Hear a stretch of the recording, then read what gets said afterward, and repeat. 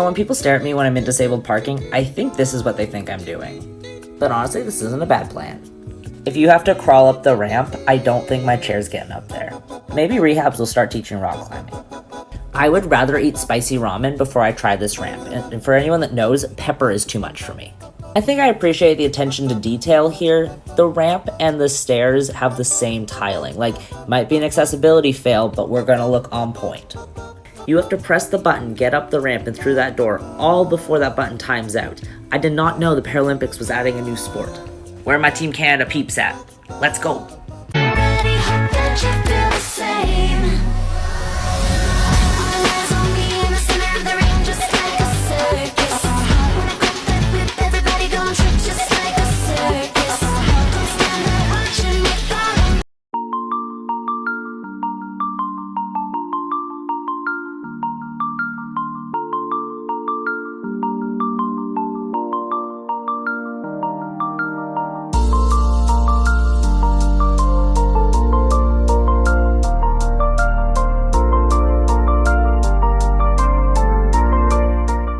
Cool things in my house that make it more wheelchair accessible friendly. So the first thing is my elevator. Yes, I do have a little disco ball in my elevator. I love it, and it takes me to all 3 floors of my house. The house was designed with slightly wider hallways and slightly wider door frames as well, so that I can fit my big wheelchair through the door.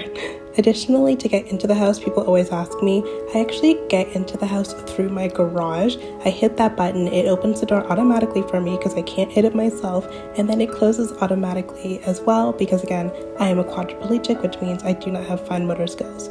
Moving on to the garage, I can actually open the garage from this company's app called Savant.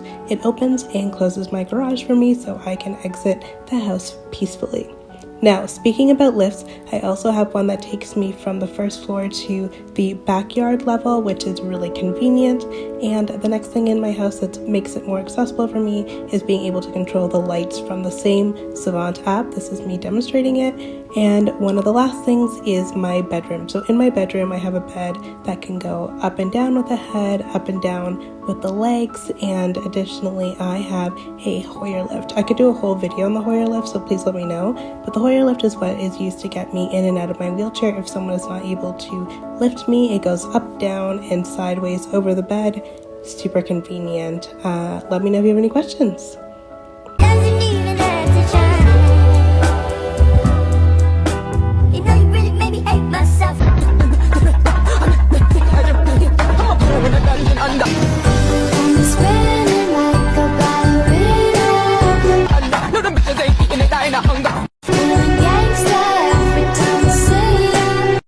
I've gotten a lot of questions on what happens to my hand after it's in this locked kind of position. If you don't already know, I faint and have a bunch of different chronic illnesses. And one of the symptoms I have is my hands kind of lock like this every day or every other day. Sometimes it's one or the other, sometimes it's both. Right now it's my right hand. And this can go for a pretty long time. It's already been 20 minutes for this one, so I will come back once this kind of chills out. It's been about 20 more minutes. I had a fainting spell, so I am pretty out of it right now, but my hand is finally chilled out. Okay, so this is the state of my hand currently. It kind of changes up, but what's been happening more recently is that once my hand lets go from that really tight locked position, it just like collapses. So like it's out. My wrists and fingers are just completely loose and it hurts really bad. Like sometimes when it's really tight, almost like I can't feel it as much, but then once it loosens, it's like all of that strained feeling is just terrible. So anyway, because of that pain, I use my little wrist brace and try to put it on. It's kind of painful, but let's try this.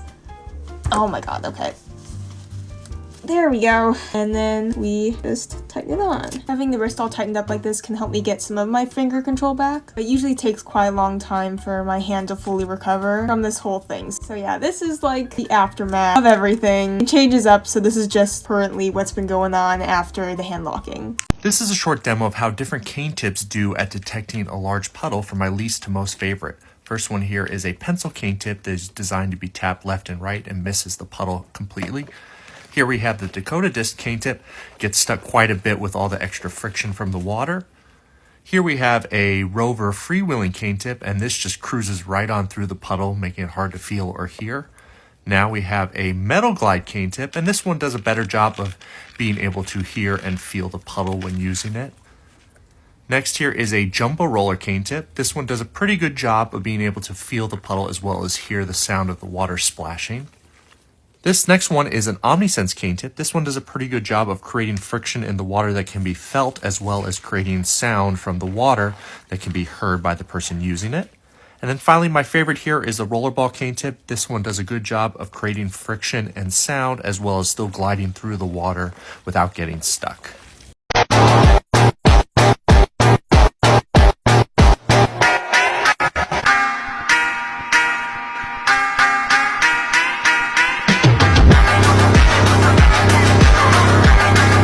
Follow a disabled college student to class.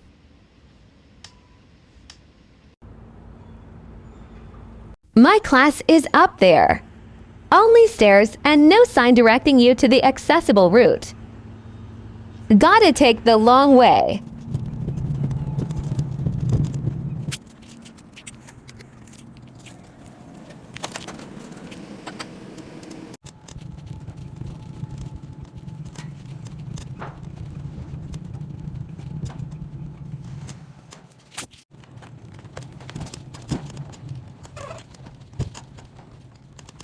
The button for the door is broken again. The only way out is so bumpy I almost tipped over multiple times.